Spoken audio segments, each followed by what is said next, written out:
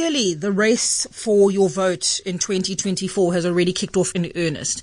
One has to wonder whether or not some of that has a little bit of a impact on how level 1 restrictions are being viewed at this particular time. It's a very, very long road that gets run very, very quickly. 2022, for example, within the governing party, as you can already see with the machinations of Lindiwe Sisulu in the papers and her moves, amongst others, and even the person, Ian, who was asking where's the president, it is clear that the race is on for the internal National Executive Committee, top six leadership of the ANC, and of course the direction in which that particular party will go.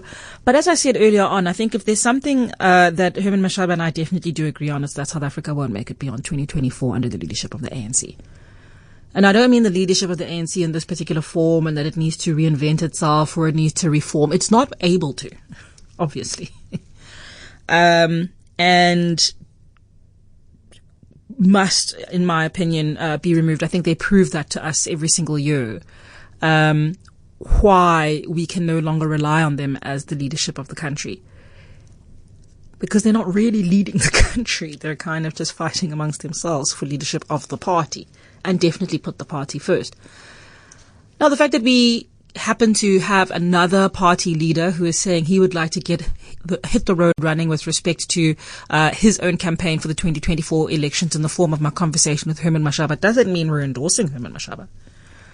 But I think it's important for us to be aware of who is contesting out there.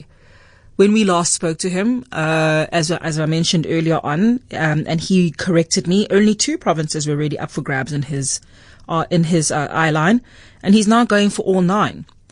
And given it is one of the few parties, if not the only party, that has actually been able to achieve the goals that they have set out to achieve at the most recent municipal election, self-funded, with a great deal of on-the-ground action, and I've mentioned it before. They were very early on the ground in terms of their campaigning, even during the lockdown months before the municipal election.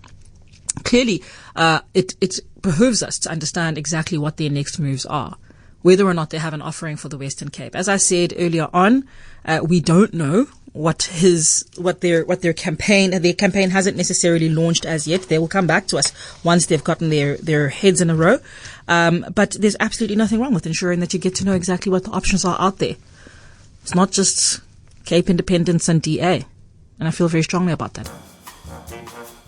Breakfast with Refilwe Moloto on Cape Talk.